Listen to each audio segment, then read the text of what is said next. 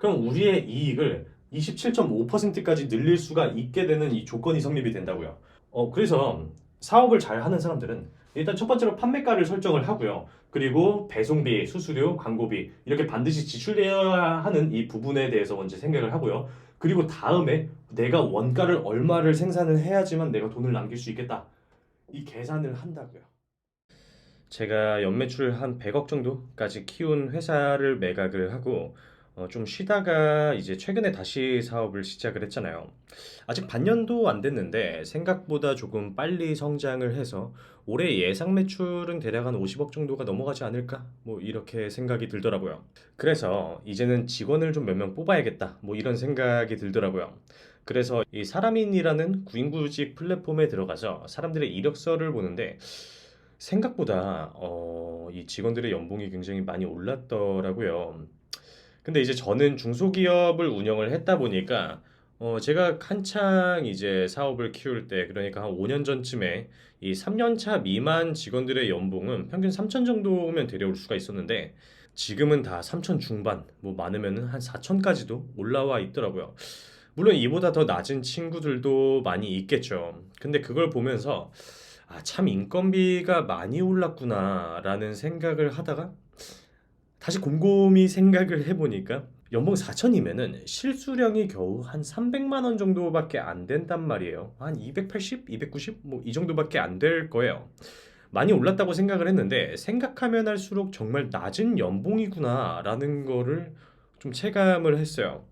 만약 저한테 연봉 4천으로 살라고 하면은 좀 쉽지 않을 것 같은 게 저는 결혼도 했고 뭐 아기도 있고 하다 보니까 상대적으로 좀 돈이 많이 들어가는 편이라서 저는 굉장히 힘들 것 같더라고요.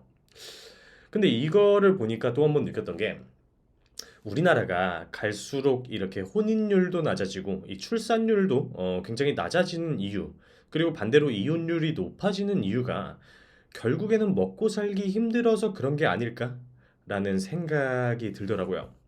이게 재밌는 얘기가 있는데 아프리카처럼 모두가 가난한 곳은 이혼율이 낮대요. 또 반대로 뭐 노르웨이처럼 모두가 부자여도 이혼율이 굉장히 낮대요. 이 보통 중산층처럼 애매한 나라들이 이혼율이 높다고 얘기를 하더라고요. 이게 왜 그러냐 하면 중산층은 빈곤층과 그리고 이 상류층 사이에 분포되어 있는 게 이 중산층이잖아요. 상류층으로 올라가고 싶은 그 열망, 그리고 남과 나를 비교하면서 경쟁을 하게 되고 이에 따른 뭐 품위 유지 비용도 들어가고 쓸데없는 비용도 들어가기 시작을 하다 보면은 점점 이렇게 심리적으로 압박을 받는 거죠. 그러다 보면 그 압박을 옆에 있는 배우자에게 화풀이를 하게 되는 거죠. 뭐 예를 들어서 와이프는 너가 능력이 없어가지고 뭐 이런 거 아니야 뭐 이렇게 얘기를 할 수도 있고, 또 남편은 야 그러면 너도 일을 해 뭐 집에서만 있지 말고 뭐 이렇게 이런 사소한 걸로 저렇게 트러블이 발생이 되는 거죠.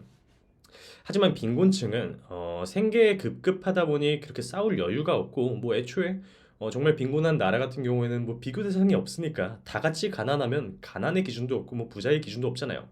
뭐 반대로 부유층만 있다고 하면은 뭐 부유층 주변은 다 부유층들만 있고 뭐 이런 돈이 아닌 외적인 부분으로 이렇게 싸움이 일어날 수는 있겠지만 이혼 사유 중에서 가장 높은 비중을 차지하는 이 돈 때문에 이혼하는 경우는 상대적으로 더 좀 덜하다 뭐 이런 얘기예요. 결국에는 돈이 문제인 것 같아요. 이 돈이 있으면은 혼인율도 올라갈 수가 있을 거고 뭐 출산율도 올라갈 수가 있을 거고 이혼율은 반대로 작아질 거라고 생각이 들더라고요. 그래도 저는 예전에 제가 제 그릇 대비 굉장히 많은 돈을 벌었잖아요. 그렇게 벌어보니까 제가 확실히 느낀 거는 불편함이 확실히 덜해지고 불행한 게 덜어지는 거. 딱 근데 이 두 개밖에 없는데요. 근데 이 두 가지 차이가 굉장히 놀라운 이 결과를 만들어내더라고요. 뭐 하루하루 이렇게 카드 독촉 같은 거에 쪼들릴 필요도 없고 이번 달 급여가 나왔을 때 이게 다 스쳐가는 뭐 그런 것도 당연히 없겠죠. 뭐 밥 먹는데 뭐 2, 3천 원 아끼겠다고 이렇게 뭐 먹을지 고민할 필요도 없고 마트에서 뭐 2, 300원은 아끼겠다고 뭐 이렇게 돌아갈 필요도 없습니다. 물론 뭐 정주영 회장 같은 그런 분들은 뭐 진짜 10원 한 푼도 아껴가고 뭐 이러셨다고 하는데 이건 뭐 개인차가 있는 거니까 뭐 저는 그렇게 살진 않았거든요. 근데 겨우 이 두 가지 차이, 딱 이거 두 개밖에 없어요. 고민을 덜한다, 불편함이 덜하다. 이 두 가지밖에 없는데, 이 두 가지 차이로 정말 쓸데없는 잡생각을 덜어주게 하고, 그러다 보니 정신이 맑아지고, 여가 시간이나 여유를 즐길 수 있는 시간이나 뭐 취미, 운동, 뭐 이런 것들을 할 수 있게 되다 보니까, 삶이 굉장히 풍족해지게 만들어져요. 돈으로 직접적인 행복을 살 수는 없지만 돈으로 간접적인 행복을 만들어낼 수 있다라는 거는 확실합니다. 그렇다면 우리처럼 지갑 사정이 좋지 않은 사람들은 돈을 어떻게 벌어야 할까요? 저는 대표적으로 딱 두 가지밖에 없다고 생각을 해요. 뭐 첫 번째로는 상품 판매하는 거, 그리고 두 번째로는 이 서비스를 판매를 하는 거.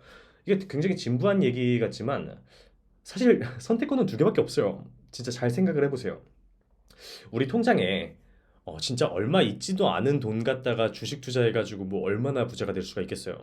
내가 통장에 한 1,000만 원 정도 있다고 생각을 해보세요. 근데 통상적으로 워렌 버핏의 연간 수익률이 대략 한 11%, 12%밖에 되지 않는다고 하는데 내가 갖고 있는 이 1,000만 원 갖다가 주식 투자를 해가지고 워렌 버핏의 수익률만큼 낸다고 한들 110만 원밖에 벌지 못한다는 거예요. 뭐 내가 한 10억 들어있는데 뭐 11% 수익 나면은 1억 천이 수익이니까 이 정도면 괜찮을 수가 있겠죠. 근데 내가 뭐 한 500만 원, 1000만 원 들고 있으면은 이걸 갖다가 수익 봐가지고 부자가 될 수는 없어요. 이렇게 해서 뭐 10년을 거쳐서 돈을 번다고 하더라도 부자가 되지 못할 거예요.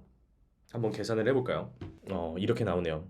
이게 내가 1,000만 원으로 10년 동안 매달 워렌 버핏처럼 11%의 수익을 낸다고 하더라도 겨우 2,840만 원밖에 안 된다는 거예요. 굉장히 작은 돈이죠. 뭐 그렇다고 우리가 남들처럼 서울에 있는 이런 아파트에 부동산 갭 투자를 할 수가 있을까요? 지금 대출도 안 나와서 매매도 힘들다고 하던데 요즘에는 현찰 진짜 한 4, 50억은 있어야 된다 뭐 이런 얘기를 하던데요.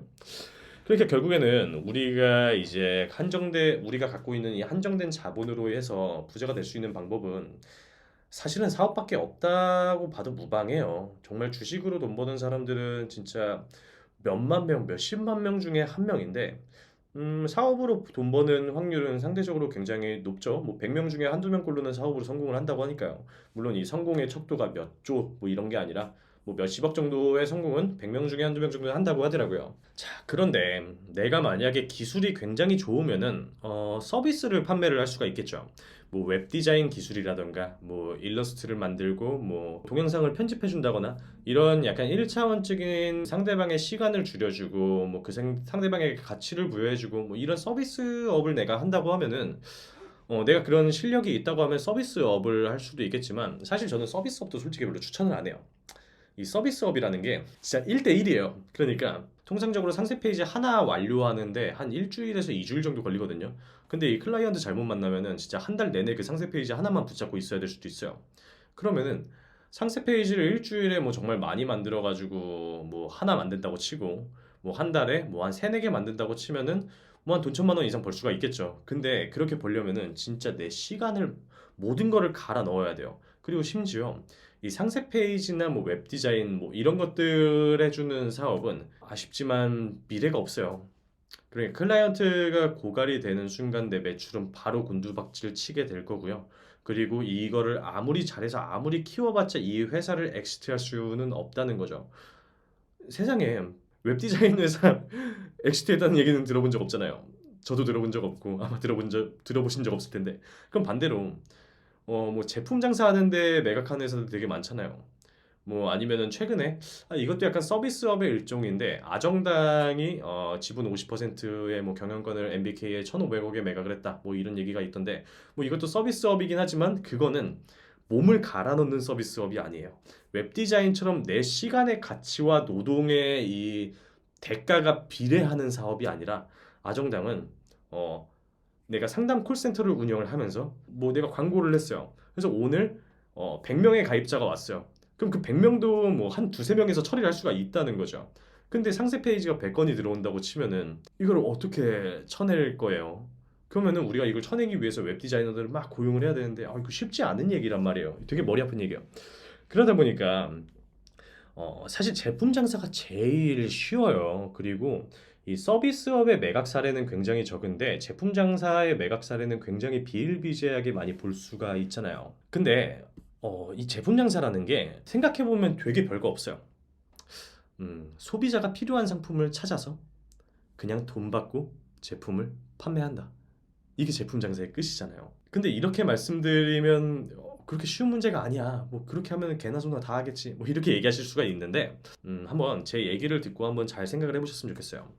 자, 통상적으로 이 소비자 입장에서 소비라는 것은 크게 두 가지로 나뉘어져요. 이 첫 번째로는 목적 소비가 될 것이고, 그리고 두 번째로는 이 쾌락 소비가 될 것인데, 이 목적 소비라는 것은 정말 말 그대로 내가 필요에 의해서 제품을 사는 것을 목적 소비라고 하는 거죠. 그리고 쾌락 소비라는 것은 내 심적 만족을 위해서, 이 심리적 만족을 위해서 구매하는 게 이제 쾌락 소비라고 해요. 자, 그러면은 예를 들어서 우리 집에 휴지가 떨어졌어요. 그래서 휴지를 사야 해요. 그럼 이거는 목적 소비일까요? 쾌락 소비일까요? 당연히 목적 소비죠. 내가 휴지를 사면서 막 이렇게 쾌락을 느끼지는 않잖아요. 자, 그러면 두 번째. 내가 만약에 칫솔을 산다고 생각을 해볼게요. 그럼 이 칫솔은 이 목적 소비일까요? 아니면 쾌락 소비일까요? 당연히 목적 소비가 되겠죠. 내가 칫솔질을 하면서 이렇게 쾌락을 느낄 그건 정상적인 사람이라면은 칫솔질을 하면서 쾌락을 느낄 수는 없을 거잖아요. 자, 그리고 세 번째. 이거 좀 어려울 수도 있는데 내가 만약에 옷을 산다. 그럼 이거는 목적 소비일까요? 아니면은 쾌락적 소비일까요? 자, 여기서부터 좀 헷갈리실 텐데 만약에 내가 옷을 사는 이유가 추워서 사는 거라면 목적 소비가 되는 거예요. 근데 내가 너무 추워서 패딩을 샀는데 이 패딩의 가격이 300만 원이에요. 그럼 이게 어떻게 되는 거겠어요? 목적을 이렇게 빙자한 쾌락 소비가 되는 거겠죠. 사실 패딩 뭐 10만 원짜리도 따뜻한 거 많아요. 그리고 10만 원짜리가 뭐가 따뜻해라고 얘기하시면은 10만 원짜리를 두 개 사세요. 그래서 패딩을 두 개를 껴입으면은 그 300만 원짜리 패딩 아니 한 3천만 원짜리 패딩보다도 더 따뜻할 거예요. 그 3천만 원짜리 패딩이 아이더구스라고 있잖아요. 뭐 아이더라는 이제 뭐 갈색 오리인데 이 오리 털로 만든 그 구스가 뭐 몇 천만 원이라고 얘기를 하더라고요. 여튼간에 우리가 초기에 상품을 판매를 한다고 하면은 그리고 우리가 브랜드를 운영하려고 한다면 우리는 우리의 고객에게 목적 소비를 만들어 줄 것인지 아니면 쾌락 소비를 만들어 줄 것인지 이 개념부터 먼저 체크를 해 보셔야 된다는 거죠. 만약에 우리가 쾌락 소비를 만들어낸다고 하면은 우리는 진짜 브랜딩의 신이 되어야 한다는 거예요. 뭐 마케팅의 신, 뭐 브랜딩의 신, 뭐 진짜 내가 젠틀몬스터처럼 엄청나게 멋진 쇼룸을 만들 수 있거나 아니면은 내가 뭐 루이비통처럼 정말 뭐 루이비통이나 샤넬처럼 정말 멋지고 럭셔리한 브랜드의 감성을 입힐 수가 있거나 제가 명품을 좀 예로 들기는 했지만 이렇게 굉장히 멋진 브랜드의 이제 소비자의 심리적 가치를 뺏어올 수 있는 이런 거를 이 감성적 가치를 만들어낼 수 있어야 된다는 거죠. 근데 생각해 보세요. 우리가 소비자가 내 제품을 소비하면서 그러니까 내 제품을 사면서 아 너무 행복해. 아 나 진짜 이걸 사서 너무 행복해. 뭐 이런 쾌락을 느끼게끔 만들려고 하면은 이 브랜드의 가치를 얼마나 높게 띄워야 되겠어요. 만약 우리 브랜드의 이름만 들어도 막 입가에 웃음꽃이 피고 막 가슴이 설레고 이렇게 만드는 게 굉장히 어려운 일일 거잖아요. 근데 이거는 제가 경험해 본 바로는 진짜 정말 천재들에게나 주어진 그런 재능의 영역인 것 같아요. 저는 이 챗GPT나 뭐 이런 AI 봇들이 대체할 수 없는 부분이 바로 이런 감각적인 부분이 아닐까라는 생각을 해요. 눈으로 보이는 그림은 AI가 훨씬 더 멋지게 그릴 수도 있지만 소비자의 심리를 꿰뚫는 이 브랜드의 마케팅, 그러니까 소비자의 감성을 건드리는 감성 마케팅은 AI가 감히 인간을 이길 수 없지 않을까라는 생각이 들더라고요. 난이도로 봤을 때 우리가 목적 소비의 제품을 판매하는 난이도가 뭐 한 1, 2밖에 안 된다고 하면은 쾌락 소비의 제품을 이 브랜드를 만들어내서 판매하는 난이도는 진짜 한 3천? 아니 한 3만? 뭐 진짜 말도 안 될 정도로 훨씬 더 하이 레벨인 것 같아요. 이 부분은 정말 철저히 감각과 재능의 영역일 수가 있기 때문에 아무나 할 수가 없지만 우리가 칫솔이나 휴지는 아무나 팔 수가 있잖아요. 자, 그러면 우리가 목적 소비재를 판매를 할 거라고 하면은 제일 먼저 어떻게 해야 되겠어요? 아마 똑똑하신 분은 바로 얘기를 하실 텐데 자, 첫 번째로 일단 뭐가 됐든 간에 가격이 저렴해야 됩니다. 진짜 별거 없어요. 가격만 저렴해도 사실상 이 판매의 반은 먹고 들어간다고 보시면 되는 거예요. 예를 들어서 이렇게 똑같이 생긴 이 칫솔이 있어요. 근데 하나는 2,000원이고 하나는 1,000원이에요. 그럼 뭘 사겠어요? 당연히 1,000원짜리를 사겠죠. 그렇다 보니까 요즘에 소비자들이 굉장히 똑똑해져서 내가 만약에 2,000원짜리 이 칫솔을 판다고 광고를 하더라도 이 상품을 충동적으로 소비자가 구매하기 전에 가격 비교를 먼저 한다는 거예요. 이게 무슨 말이냐면 내가 2,000원짜리 칫솔을 팔기 위해서 엄청나게 광고비를 쏟아 부어도 내 상품과 비슷한 1,000원짜리 상품을 소비자들은 사러 가게 된다는 거죠. 가격 비교를 하면서. 그러니까 결국에는 내가 광고를 하면서 내 주변의 판매자들에게 먹잇감을 뿌려주는 거나 마찬가지인 상황으로 이렇게 된다는 거예요. 근데 이런 부분에 대해서 생각을 안 하고 사람들이 사업을 하는 경우가 진짜 많아요. 제가 경험하기에는 100명 중에 95명이 이런 생각을 안 하고 사업을 하더라고요. 그래서 일반적인 사람들은 제품 장사를 시작할 때 제일 중요한 게 광고다 라고 생각을 하고요. 근데 여기서 조금 더 배운 사람은 바로 이런 마케팅과 기획 구조가 중요하다라고 생각을 해요. 근데 이제 진짜 제대로 사업을 해보고 사업을 할 줄 아는 사람은 뭐가 중요하다고 하냐면요. 바로 원가가 중요하다고 얘기를 합니다. 제가 늘 그렇게 원가에 대해서 강조를 드리는데 이 원가가 왜 중요할까요? 아마 일반적인 사람들은 마진율이 높으니까 중요하지라고 1차원적으로 생각하실 수가 있을 거예요. 하지만 이 원가가 낮다는 것의 장점은 단순히 마진율이 높다라는 것 그거 하나의 목적을 두고 있는 게 아니에요. 이 원가가 낮다는 거에 대한 진짜 큰 파워는 기회와 이 확장을 만들어내는데 더 큰 기여를 한다는 게 가장 큰 장점이라는 거예요. 사업 초보자들은 10,000원에 만들어서 20,000원에 팔면 나 하나 팔릴 때마다 10,000원 남아. 뭐 이렇게 진짜 초등학생처럼 얘기를 하고요. 조금 아는 사람들은 10,000원에 만들어서 20,000원에 팔아도 인건비 쓰고 임대료 쓰면 한 5% 정도 남을 거야. 라고 얘기를 하고요. 사업을 잘하는 사람은 아니 10,000원에 만들어서 20,000원에 파는 짓을 왜 해? 라고 얘기를 한다는 거죠. 이게 판매량이 중요한 게 아니라니까요. 이 원가가 낮다는 것에 대한 의미는 우리가 500원 마진 볼 거 1,000원을 마진 볼 수가 있다는 거고요. 이 1,000원의 마진을 볼 수가 있다는 거는 500원 광고비 쓸 거에 더 투입해서 1,000원을 광고비를 쓸 수가 있다는 거예요. 그럼 만약에 하나 팔릴 때마다 광고 전환 금액이 500원씩 발생이 된다고 쳐봐요. 그럼 만약에 내가 광고비를 1,000원 쓰면은 똑같은 기간에 두 개가 팔릴 수가 있다는 논리가 되는 거잖아요. 우리가 원가를 절감시키면 절감시키는 만큼 광고비를 남들보다 2배는 더 많이 쓸 수가 있고 그렇게 되면 더 많은 노출을 잡아낼 수 있고 여기에 대해서 당연히 매출 전환도 훨씬 더 빨리 올라올 거고요. 그렇게 되면 대량 생산을 통해서 또 한 번 원가를 절감시키고 이렇게 절감된 원가를 갖고 또 한 번 마케팅이나 광고비에 투입을 하면은 더 큰 매출이 지속적으로 성장을 한다는 거예요. 이게 사업을 가장 빨리 회전시키는 방법이고 자본을 제일 명확하게 활용하는 방법이에요. 자, 이렇게 설명을 들어보시니까 원가라는 게 얼마나 중요한지 아시겠죠? 근데 여기서 의문이 하나 생기실 겁니다. 아, 오케이. 원가 중요한 거 알겠어. 근데 그럼 얼마가 적정한 원가인데? 내가 뭐 2만 원에 팔 거면 얼마에 만들어야 되는데? 이 부분이 아마 의문이 생기실 텐데 이 통상적으로 우리가 원가를 체크를 할 때는 이 공원이익이라는 개념에 대해서 반드시 아셔야 합니다.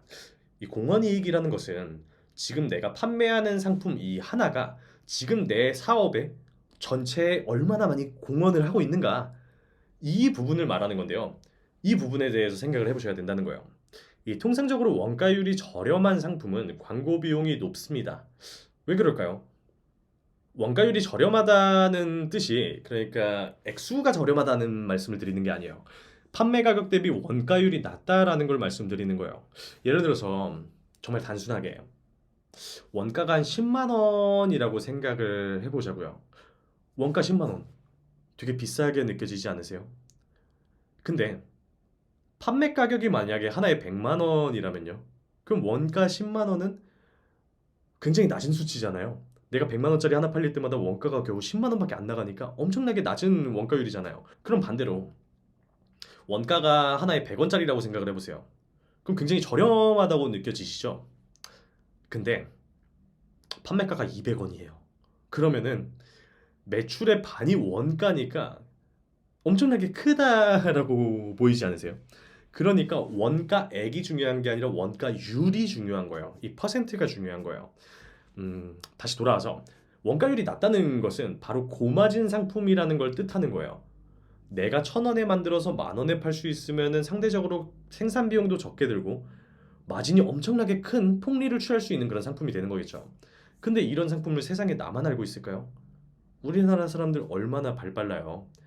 남들 돈 번다고 하면은 배 아파서 너도 나도 뛰어드는 그런 세상, 우리가 그런 나라잖아요.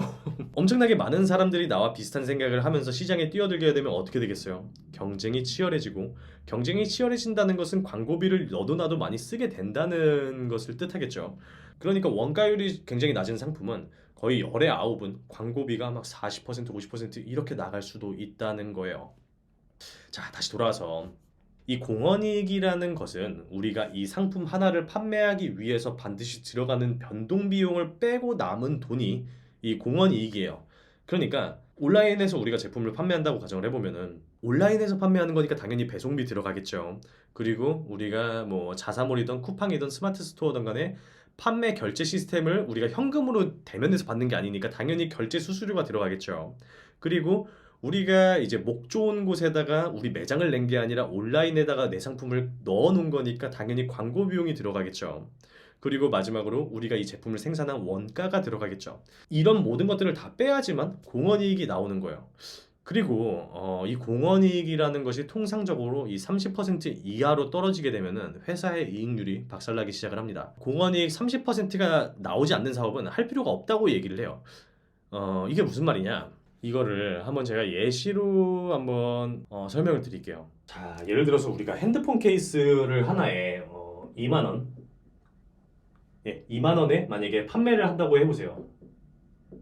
그러면은 우리는 이 원가 부분이 있는데 이 원가 부분은 현재 물음표로 두고요. 그리고 배송비,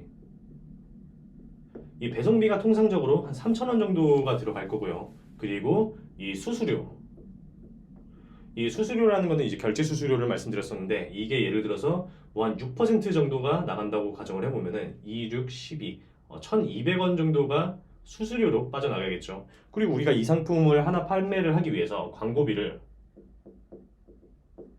한 20% 정도를 쓴다고 가정을 해볼게요. 그러면은 2만 원에 20%면 얼마죠? 4,000원이죠. 자, 이렇게 되면은 우리가 원가를 제외한 이 배송비 15%, 그리고 수수료, 광고비를 빼게 되면 얼마가 되냐? 2만 원 마이너스 3천을 빼면 17,000원이 되고요. 여기에서 수수료 1,200원을 빼면은 15,800원이 되고요. 그리고 여기에서 이제 광고비 4,000원을 빼게 되면은 11,800원이 됩니다. 그러면은 11,800원이니까 대략 2만 원에 59%가 공원 이익인 거예요. 그러니까 원가를 빼지 않은 공원 이익이 되는 거죠. 네. 그럼 여기에서 우리가 아까 말씀드린 게 이 임대료라던가 인건비라던가 이런 비용이 대략 한 20% 정도가 들어간다고 말씀드렸잖아요. 그러면은 여기에서 만약에 20%를 빼게 된다고 하면은 우리는 39%라는 이 비용이 남아 있어요. 여기가 이제 고정비, 이 고정비 20%가 임대료나 인건비나 수도세, 뭐 인터넷 사용료, 뭐 이런 것들 등등 해서 고정비 20%를 뺀다고 하면은 우리는 39%라는 이제 비용이 남아 있는데 만약에 우리가 원가를 39%를 지출을 했다고 생각을 해볼게요. 그럼 만약에 39%를 그냥 러프하게 한 40%라고 생각을 할게요. 계산하기 쉽게. 그러면 2만 원에 40%면 얼마죠? 원가가 8,000원이 되겠죠. 그렇게 되면은 우리는 이 핸드폰 케이스를 하나를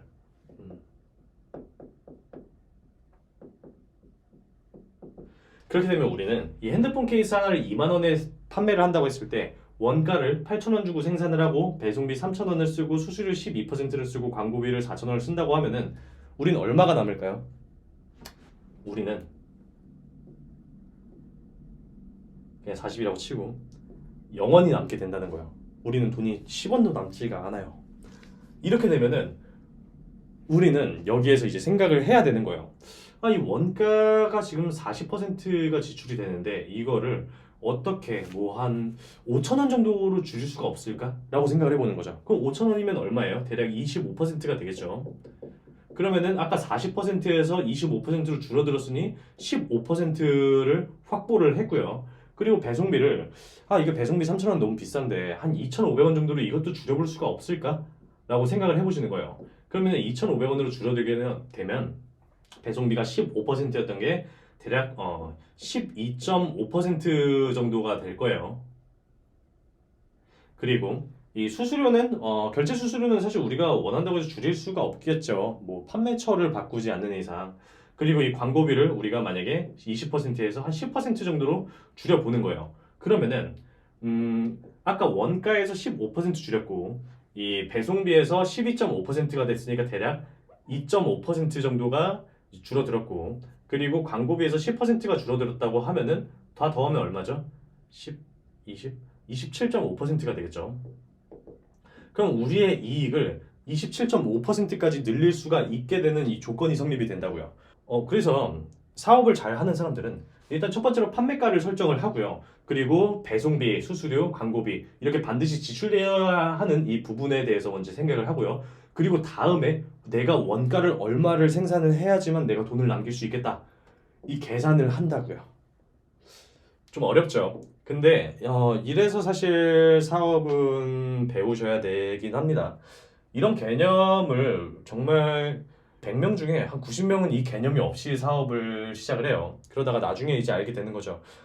내가 이거 절대 판매를 해도 남을 수가 없는 가격에 내가 제품을 생산을 했었구나. 그냥 10,000원에 갖고 와서 20,000원에 팔면 돈이 남는 줄 알았는데 나는 적자를 보는 사업을 하고 있었구나. 뭐 이런 것들에 대해서 뭐 이런 일련의 과정을 겪고 나서 이제 깨닫게 된다는 거죠. 자, 오늘은 정말 이렇게 좀 나름대로 심플하게 이 사업의 구조 그리고 이 수익의 구조에 대해서 알아봤습니다. 이것만 이해하더라도 사실상 사업의 거의 한 반 이상은 먹고 들어가는 거거든요. 어떻게 보면 사업으로 돈을 버는 정말 첫 단추가 이 개념을 알고 가는 게 정말 사업을 잘하기 위한 첫 단추를 깨는 거다. 뭐 그렇게 생각을 해주셨으면 좋겠습니다. 자, 이 밖에도 사업을 잘 하기 위해서는 사실 굉장히 중요한 요소들이 많아요. 뭐 이렇게 성공 확률이 상대적으로 높은 상품을 골라내는 이 기준도 있거든요. 그러니까 좋은 상품을 선별하는 기준, 그리고 뭐 재구매율이 높은 이런 상품을 선별하는 기준, 그리고 경쟁사를 조사하는 방법, 뭐 재고가 남았을 때 재고를 처리하는 방법, 그리고 세일을 해도 나는 세일해도 이익이 남아 라는 이런 이익 구조를 설정하는 방법, 뭐 이런 것들이 굉장히 많은데 사업을 정말 제대로 해서 정말로 난 사업으로 크게 성공을 하고 싶어 그런 생각이 드신다면 앞으로 배우셔야 할 스킬이 정말 너무나도 많아요. 진짜 사업으로 잘 되고 싶으신 분들은 제가 이제 고정 댓글에다가 링크를 달아 놓을 테니까 한 번쯤 보시면은 정말 앞으로 살아갈 인생에서 굉장히 많은 도움을 얻지 않으실까라는 생각이 듭니다.